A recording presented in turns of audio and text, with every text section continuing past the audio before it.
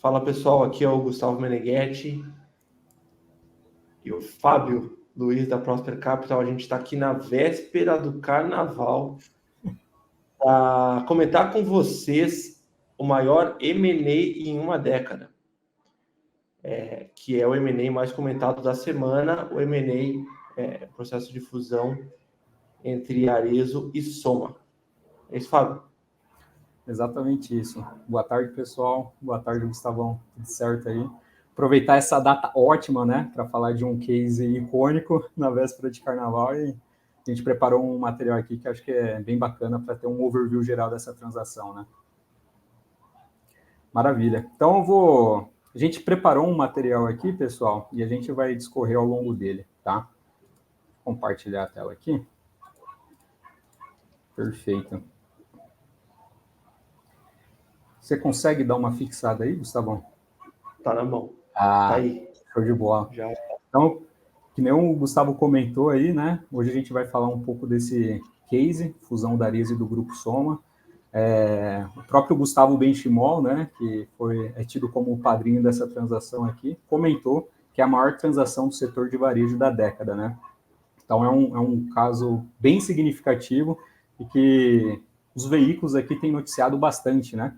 Então, a gente até separou aqui as principais manchetes que a gente acompanha semanalmente, e aqui tem algumas informações bem bacanas para ter uma dimensão dessa transação gigante que ela é, né? A Bloomberg Linha aqui comentou, né? Arezzo e Grupo Soma negociam fusão que pode criar gigante com 12 bilhões em receitas.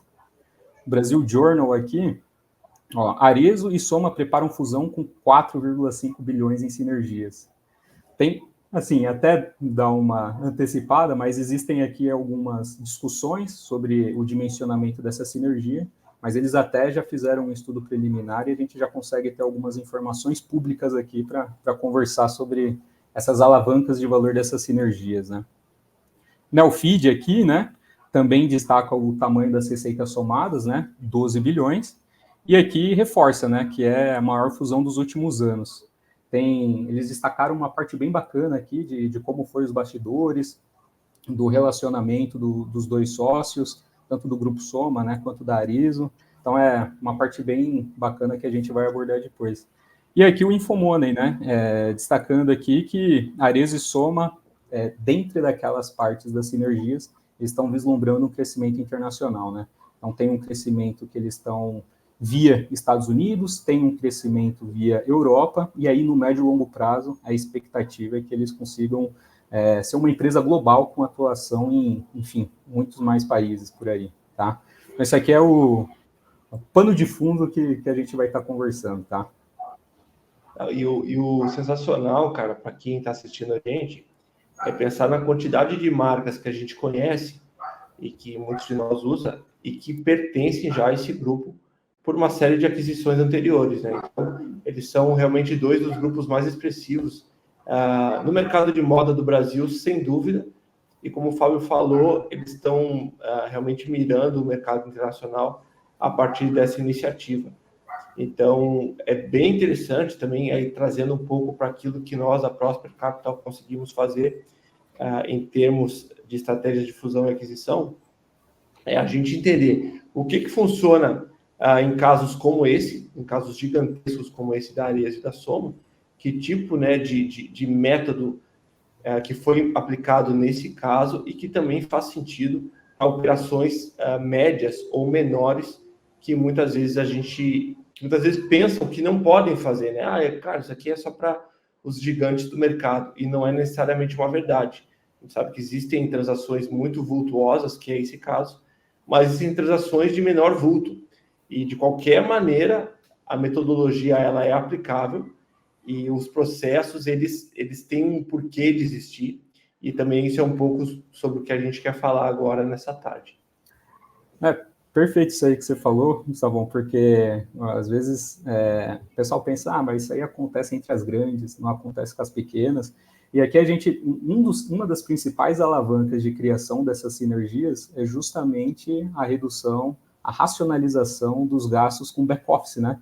Então, qual companhia que não tem gastos com back-office? Então, essa é uma alavanca que muito usual quando se fala em sinergias, quando se fala em fusões. Então, óbvio que empresas maiores, dado a dimensão, conseguem colher maiores sinergias, né? Mas o fato é que menores também contam com essa estrutura e que certamente é possível otimizar quando faz a junção de duas ou mais empresas, né? Então, por mais que seja de uma grande transação, os fundamentos ainda se mantêm. Certamente dá para obter uns insights aqui, melhores práticas bem bacana para qualquer perfil de empresa, né? Perfeito, Fechou. Aí aqui é para a gente comentar um pouquinho mais, né, sobre o porquê que eles estão fazendo essa transação, né? O que veio a público? Então, falar um pouco do porquê que eles estão fazendo essa transação, qual é essa palavrinha mágica do M&A, né, sinergias, então, qual é o tamanho estimado dessas sinergias e quais são as principais alavancas de valor, né? Alavanca de valor é os caminhos pelos quais as duas companhias vão trilhar para que elas consigam colher esses benefícios das sinergias, né? Então, começando, qual é o grande racional, né? A ideia é que essa fusão vai permitir dar escala para duas operações que possuem marcas premium no seu portfólio, né? E o que é bem interessante aqui é que, como é um público premium, a princípio o público consumidor ele está menos sujeito a alterações dos ciclos econômicos. Então, um público de mais alta renda, independente da economia estar um pouco desacelerada ou estar num ritmo positivo, ela mantém as suas compras e sofre menos com desacelerações da economia se comparado com outros públicos, né? Então, é um racional bem interessante. E de sinergias, a gente tem uma primeira, assim, os sócios não confirmaram, né, esse valor, mas cogita-se aqui na mídia uma sinergia no tamanho de 4,5 bilhões de reais, né? Para ter uma dimensão, 4,5 bilhões de reais é 35% do valor de mercado da Bolsa das duas companhias somadas.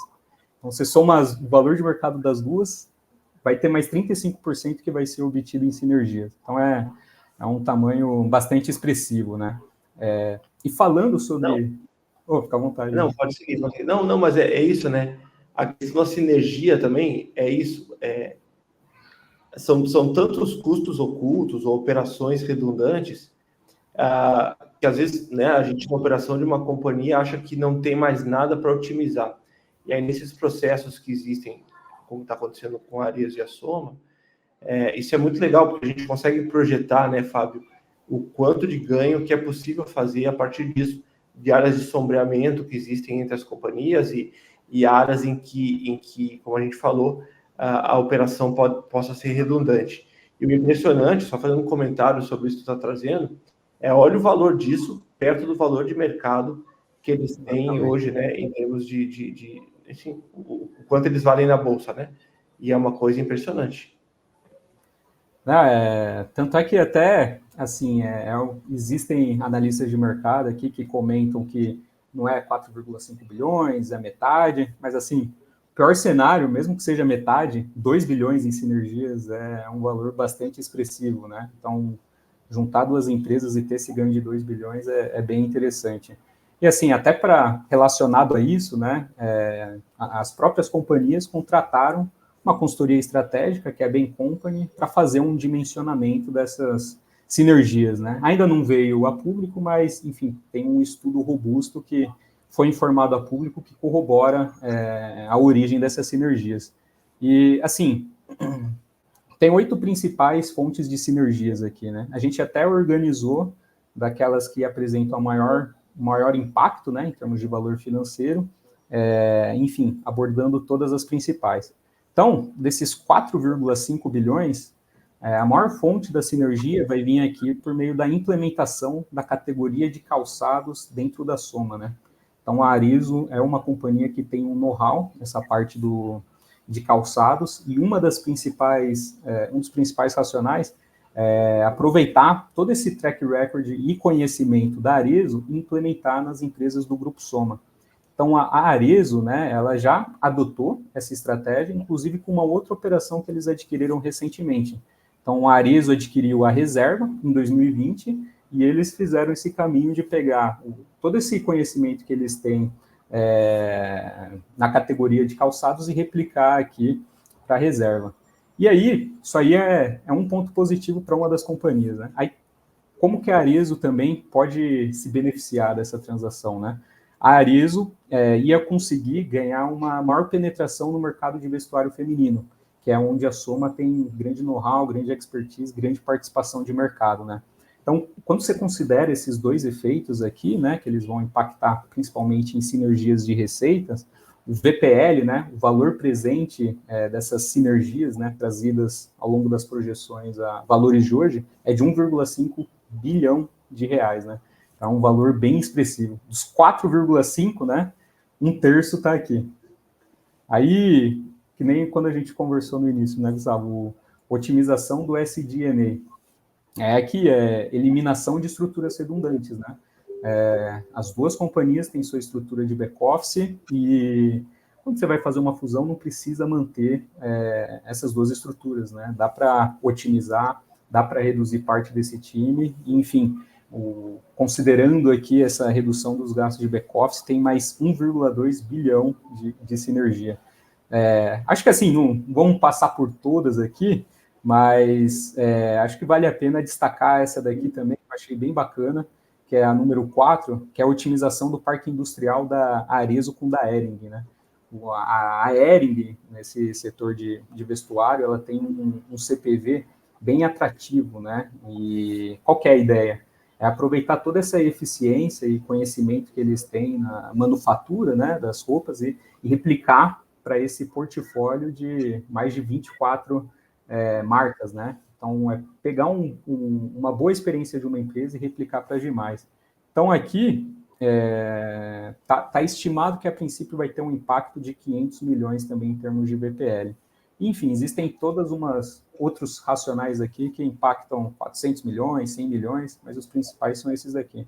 E a gente mas legal, é bem legal esse racional, desculpa, do cross-selling e da expansão de categorias também, porque Sim. é uma coisa que, de novo, né, eu estou sempre trazendo, pensando a partir dessa ótica desse case, que ele por si só, a gente fica falando aqui um tempão e é muito legal, tem muitos desdobramentos, como o Fábio está trazendo. Agora, trazendo para casos, né, como a gente falou, assim, casos de menor vulto, de menor tamanho, cara, quantas coisas talvez a sua operação, você consiga experimentar um cross-selling ou uma expansão de categorias no seu negócio a partir da fusão, né, ou da aquisição de uma outra companhia que é forte naquele setor, que tem uma atuação forte naquele setor.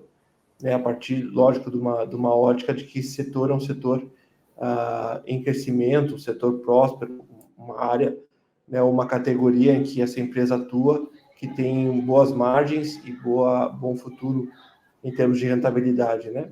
Então, eu acho que é uma categoria de apreciação que ela é muito... chama muita atenção, assim, né? Porque, em geral, as pessoas não olham, às vezes, tanto para isso, né? E nesse case aqui da Soma e da Arezzo, a gente tem também esse aspecto do cross-selling, que é bem legal. É bem bacana, porque, assim, é difícil você ser bom em tudo, né? E aí o que eles fizeram? Pegaram duas empresas que tinham a sua expertise, o seu know-how, e se juntaram, né?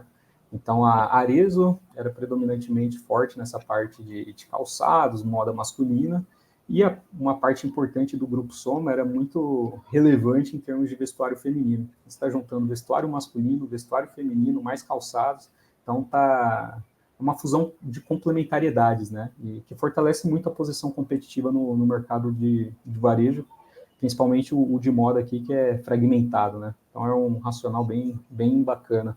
E replicável para outras empresas, né?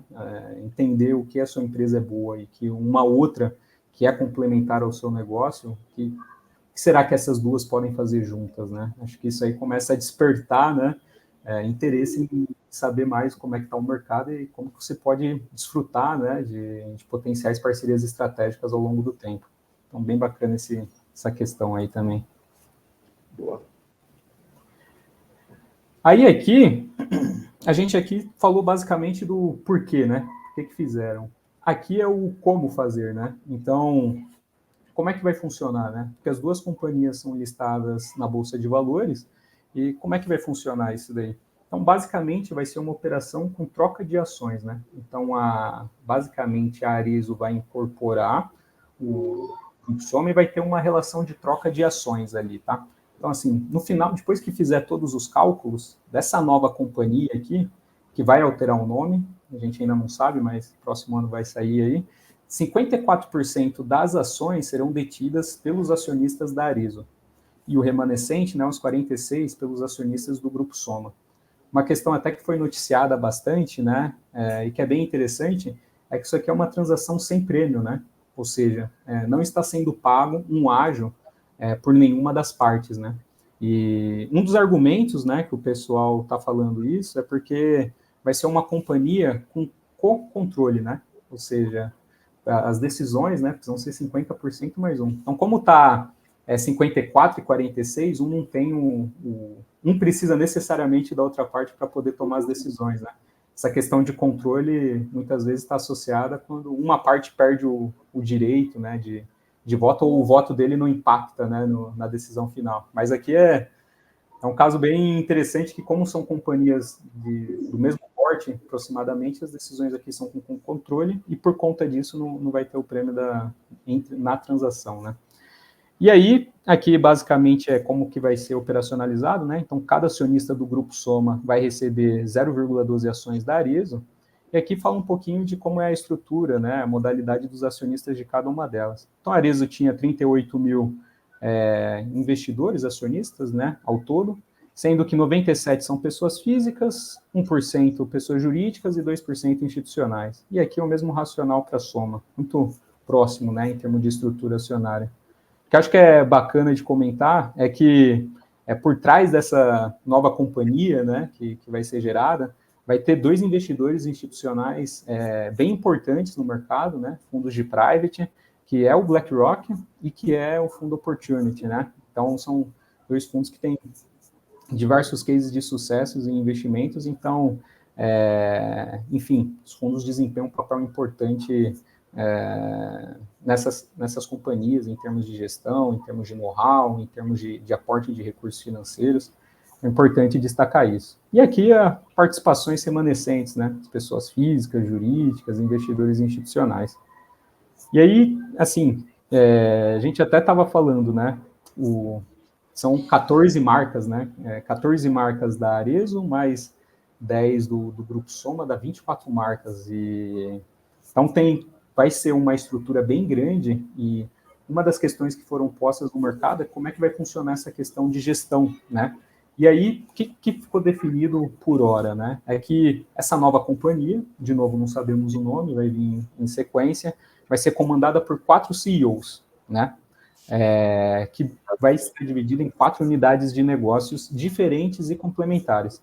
Então, essa nova companhia aqui, ela vai ser comandada pelo Alexandre Birman, né? Que é o atual CEO do Grupo Arezzo. Aí, debaixo aqui dessas outras empresas aqui, outras unidades de negócio, o Roberto Jataí, que é o CEO do Grupo Soma, ele vai liderar a unidade de vestuário feminino. O Rony Mesler aqui, ele vai liderar a parte de vestuário e lifestyle masculino. E no grupo Ering aqui, vai ser liderado pelo atual CEO, que é o Thiago Ering, e ele vai liderar essa parte de vestuário democrático. Então, tem 4 principais frentes aí dessa nova companhia, né? Calçados e bolsas, vestuário e lifestyle feminino, vestuário e lifestyle masculino e vestuário democrático. Então, as lideranças, né, que vão estar liderando essa nova companhia já estão definidas, né? Isso aí em termos ali dentro da operação mesmo, né?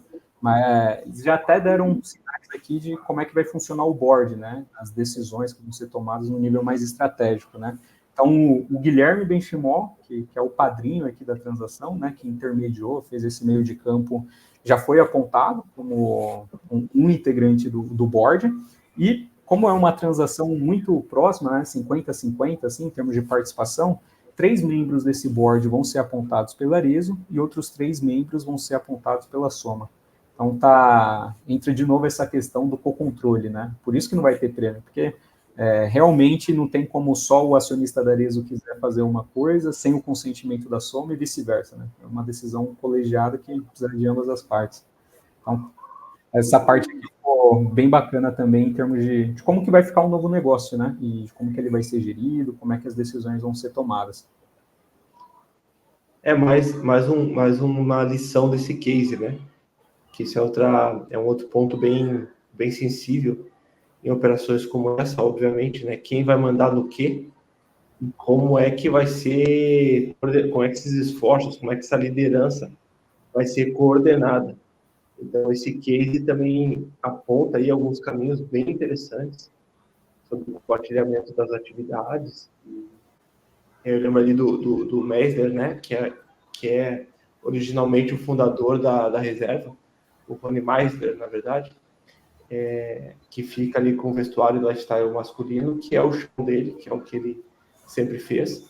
Então, é bem interessante, porque às vezes a gente vê, né, em negociações desse tipo, às vezes um perfil mais centralizador de algum dos participantes da negociação, e isso não necessariamente tem que acontecer, né? A gente pode experimentar um compartilhamento de tarefas, de liderança, e aí, lógico, com a ajuda de um board, tudo isso fica muito mais fácil de ser conduzido. Então, para mim, é outra lição bem interessante desse case específico, tá? É exatamente isso, porque qual que era um grande medo do mercado, né? Vai ser um negócio gigantesco, né? Como que funciona essa questão de gestão? Então, estão, pelo que foi noticiado, estão bem preocupados aqui em estruturar as melhores práticas, né, de governança corporativa, enfim, a gente até não comentou muito, mas a Luciana Wodzik aqui também é uma veterana ali da Arezzo e, enfim, ela vai liderar essa parte que é muito forte, que é a parte de calçados e bolsas, né? Então tem uma parte importante das sinergias que acredito que um impacto relevante vai vir por meio das ideias aqui da Luciana.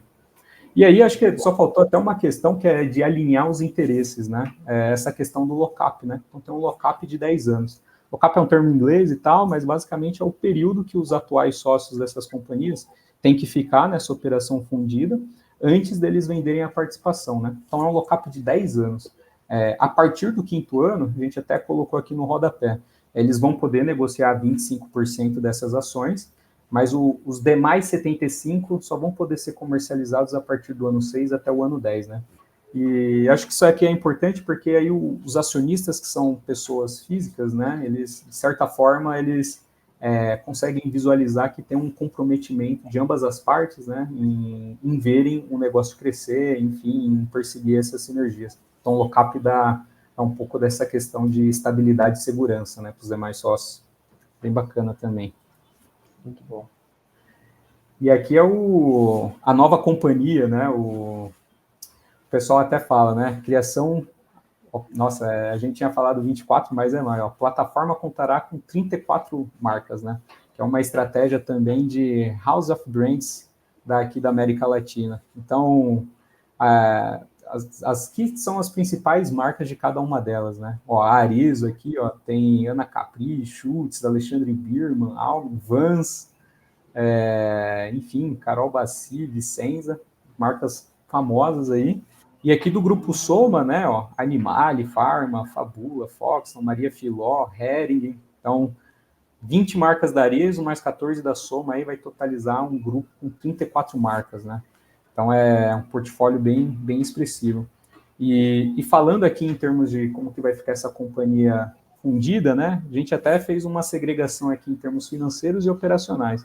Então, de financeiros, né, uma receita aqui consolidada de quase 12 bilhões, né, um EBITDA de 1,5 e uma margem EBITDA aí na casa dos 15,6%, né, lucro líquido de 750 milhões e uma dívida líquida em relação ao patrimônio líquido de 0,8, né. Então, que é importante aqui, é que assim, todos esses dados para dizer que essa nova empresa fundida ela vai ser a segunda maior do segmento. Por hora só vai estar atrás do grupo Renner, né? Mas, enfim, em termos de marcas, é a maior da América Latina e de novo, está com esse plano de expandir, né? Não só na América Latina, mas ter uma dimensão no mundo mesmo. Né? E dentro, talvez, desse perfil de um público com maior poder aquisitivo, né? De marcas mais premium, acredito que eles lideram isso com alguma margem, né? Eles conseguem reunir marcas aí que, né, a Animale, são marcas que são bem tem um perfil mesmo de uma classe com poder aquisitivo maior, e isso faz deles, né, essa operação tão relevante nesse tempo todo que a gente está observando aí. Pois é bem pontuado, assim, tem essa questão de ser o segundo maior do varejo, mas no nicho que eles atuam, né, que é o público de alta renda, com certeza estão se consolidando aqui com posição de destaque e liderança. No nicho de alta renda, eles estão com uma folga bem grande em relação a outros players aí, porque eles fizeram bem legal isso, bem interessante. Esse tamanho aqui, né, 2.000 lojas, 22 mil funcionários, 8 fábricas, 7 CDs. 7 CDs. Gigantesco. E uma capilaridade mesmo, né? Eles estão ali com essa quantidade de lojas, e lojas muito bem posicionadas, né? Tem uma estratégia, assim, que ambas as empresas, elas tinham estratégias de mercado já muito bem consolidadas, né? Nenhuma delas é entrante, nenhuma delas é iniciante no segmento. Então, ambas têm um histórico certamente de erros e acertos, e fazem realmente dessa operação um potencial bem grande, assim, de prosperidade mesmo, porque a expertise que eles carregam, que é uma coisa mais difícil de mensurar, assim, embora haja, né, alguns dos dados que a gente viu conseguem mensurar essa expertise, mas é algo bem impressionante. E nem se comentou, não é nenhuma empresa nova, né? Então, de novo, essa até que eu acho até importante reforçar, né? Porque a Arezzo, líder em moda masculina e calçados, e aí Grupo Soma, moda feminina.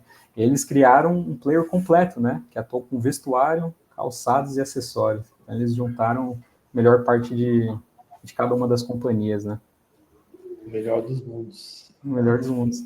E aqui é um pouco de uma linha de como que aconteceu todas essas negociações que veio a público, e depois quais são os próximos passos, né? Então, como é que aconteceu tudo? Eu achei até bem engraçado isso daqui, porque no início de 2021 já estava havendo uma negociação preliminar entre os acionistas da Arezzo e da Hering, né? E a Arezzo já estava com um plano traçado, já tinha feito estudos de sinergias, já tinha posto uma proposta na mesa, e aí foi noticiado que a Soma entrou no meio dessa negociação que estava acontecendo e adquiriu a Hering por 5,1 bilhões. E aí a Soma aqui, no caso, pagou 1,8 bilhão a mais do que a proposta inicial da Arezzo.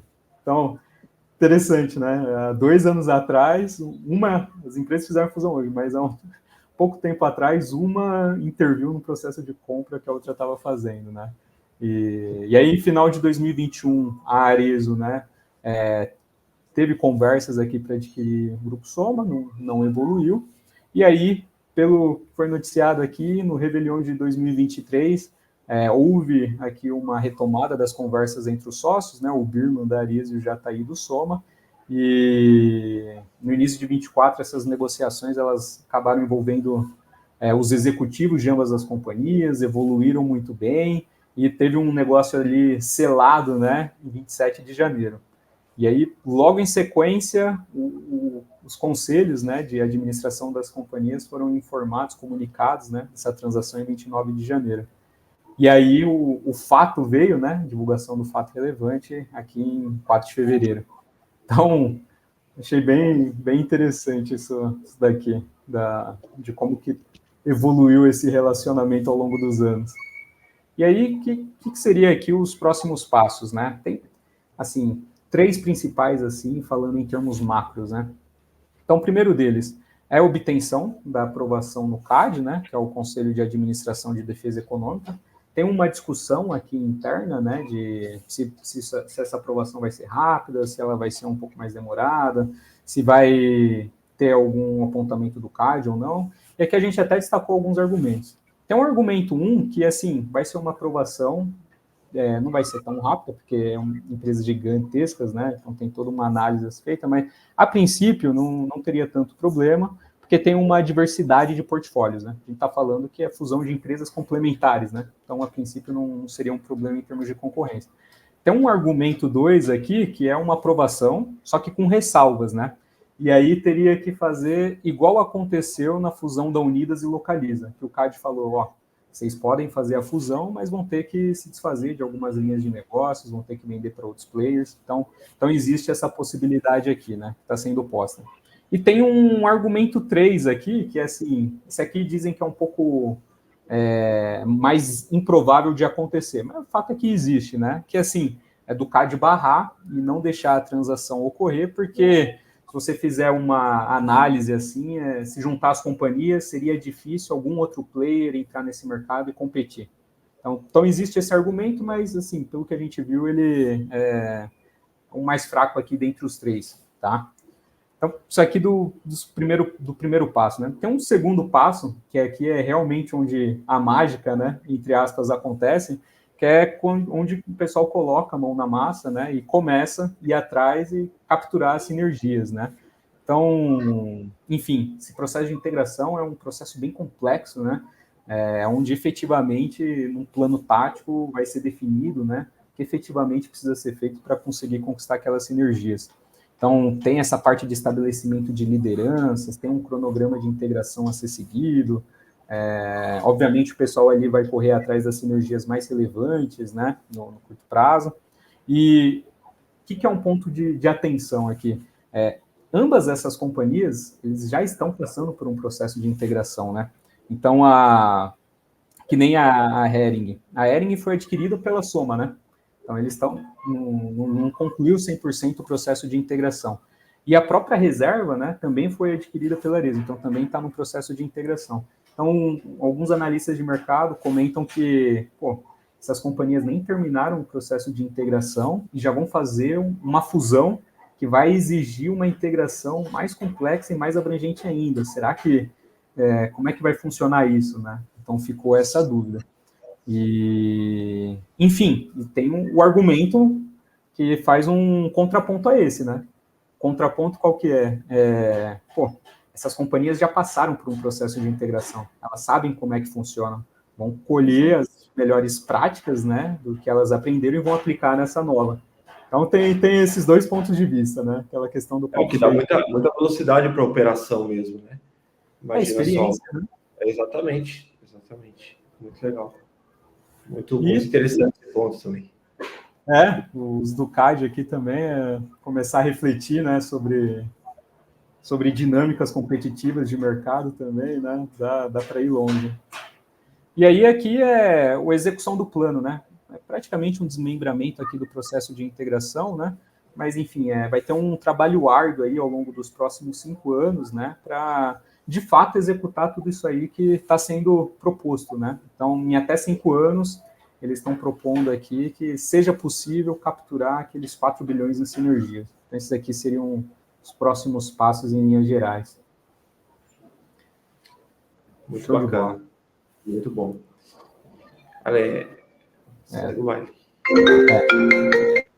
E a pergunta aqui mas e o que o mercado achou de tudo isso, né? O mercado gostou, o mercado não gostou. E aqui tem dá para ter um cheiro, né? Então, reações do mercado. Qual foi o dia que veio a público a informação dessa fusão? Foi 31 de janeiro. Em 31 de janeiro, quando foi o fato relevante foi divulgado pelas companhias, né? A Arezzo teve uma valorização aqui de 12,1. Então, aqui está até uma cotação do site da Bloomberg. Cotação no dia imediatamente antes estava abaixo dos 57, aqui quase os 55.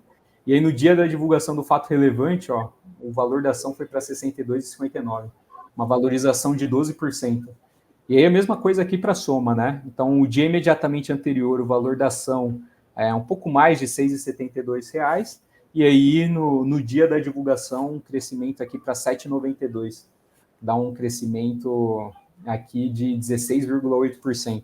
Então, somar aqui, né, dá mais de 12, quase 13 bilhões aí de market capitalization, né, de valor de mercado das companhias. Então, a princípio, o mercado tá otimista aí com essa fusão, e muitos comentários que o racional estratégico que foi desenhado, né, a tese de investimentos está bem aderente para o segmento que elas se encontram. Muito bom. Show de bola. E aqui tá todas as fontes, tá, pessoal, desse bate-papo. Então, pegamos as informações aqui da Bloomberg Linha, do Brasil Journal, né, o FID, Infomoney. Então, foi aqui os dados que a gente se baseou para fazer esse bate-papo com vocês. Eu acho que o grande negócio de uma conversa como essa, da gente entrar nesse tópico, né, é realmente adequar e fazer você que está nos assistindo entender, como a gente disse lá no começo, que não são processos só entre gigantes. Os processos entre os grandes sempre ensinam a gente, né, ensinam os que não são tão grandes, ou os que estão no caminho desse crescimento, a como fazer da melhor maneira. Então, essa história toda da Arezzo e da Soma, você vê que já viu um processo, né? Já viu um processo de compra da Hering, já viu um processo anterior ali de algumas fusões de menor escala, e isso funciona em todos os mercados, não só no mercado de varejo de moda, mas em qualquer mercado que você imaginar. Existem grandes operações, existem operações médias e existem operações, digamos, pequenas. Em todas elas é possível perceber ganhos de todas aquelas sinergias que o Fábio trouxe ali. E é um tema sobre o qual a gente tem que pensar, né? A gente pode pensar e se dedicar mais, né, Fábio? É uma coisa que a gente fala muito internamente, assim, a cultura brasileira, ela ainda, no geral, né, lógico que existem muitas exceções, mas o M&A ainda parece muitas vezes uma caixa preta, uma coisa que as pessoas acham que é só para empresas, é uma coisa inacessível, né? Para você ter um negócio assim, não, esse negócio não funciona para mim, eu não posso nem sonhar com isso um dia. Enquanto em outras culturas econômicas, a gente vê que pessoas fundam empresas já com a intenção de um M&A lá na frente. Elas começam a construir uma empresa já pensando, quando é que eu vou fundir essa empresa com alguma outra? Quando é que eu... Isso é muito comum, né, Fábio? A gente vê muitos casos no Vale do Silício de aquisições de empresas que têm expertises muito específicas. Então, às vezes você, no seu negócio, está tentando desenvolver alguns projetos ou alinhar alguns processos ou entrar em níveis de mercado que outras empresas já superaram, elas já conseguem fazer isso, e elas às vezes estão esperando uma oferta. Estão esperando uma oferta para serem absorvidas por uma operação maior, para justamente você conseguir acessar aquele lugar, seja uma operação específica ou seja um nicho de mercado, por um meio que aí é comprovado, né, Fábio, que é mais barato e mais rápido do que você falando especificamente de entrada em alguns nichos. É mais barato e mais rápido você absorver companhias que já fazem aquilo muito bem feito em um determinado lugar do que começar você mesmo a desenvolver. Então, como a gente está falando, existem culturas econômicas que isso é um fato, isso é uma regra. O empresário, o empreendedor, ele pensa dessa maneira desde o dia zero. E é uma cultura que a gente tem, né, Fábio, batido na porta, batido nessa tecla para falar, dá para fazer, dá para pensar na sua companhia do dia zero a partir desse viés também. E é uma construção de um negócio que é uma visão de médio e longo prazo, né? Às vezes é para superar gerações. Então, tem essa questão de, assim, você observar o seu negócio, entender os pontos fortes dele e entender como você pode tornar ele melhor ainda por meio de demandas que às vezes o seu público está fazendo e que se você fosse construir do zero, demandaria muito mais tempo, muito mais risco, porque você não tem aquele know-how. Até uma questão de sobrevivência das empresas, assim, no limite e da necessidade de adaptação às constantes demandas que são feitas, né, de melhoria. Então, você é forte num aspecto, mas às vezes, por conta de como vai o andamento da economia, às vezes só aquilo não é o suficiente. Além daquele serviço, você tem que agregar mais um outro produto ali para o seu cliente, enfim. Às vezes você não tem, então uma das opções para não ficar obsoleto é justamente fazer essas aquisições, né, para sempre ficar antenado e competitivo no mercado. Acho que esse caso dessa fusão é muito disso também, porque, de novo, fizeram uma fusão de atividades complementares. Uma tinha um know-how, um track record num segmento, e agora fez essa junção, vai replicar boas práticas, né, de cada uma das companhias, para 33 outras marcas aí do portfólio, né? Então, imagina só a quantidade de boas práticas e de outros intangíveis que não estão dimensionados aqui financeiramente que essa transação pode acarretar, né? Acho que é um assunto bem bacana, acho que realmente é isso que você comentou, muitas vezes está fora aqui do radar do brasileiro, de às vezes achar que é um assunto etéreo, né, muito intangível, M&A, mas de verdade, para o empreendedor, é um jeito de você estar sempre antenado com o que está acontecendo, se atualizando e suprindo, né, essas demandas que estão sendo feitas. Então, acho que é um olhar de perenidade do negócio, um jeito de estar evoluindo sempre. Bem bacana. É isso aí, gente. E foram uns 40 minutos de conversa, mas foi muito bacana.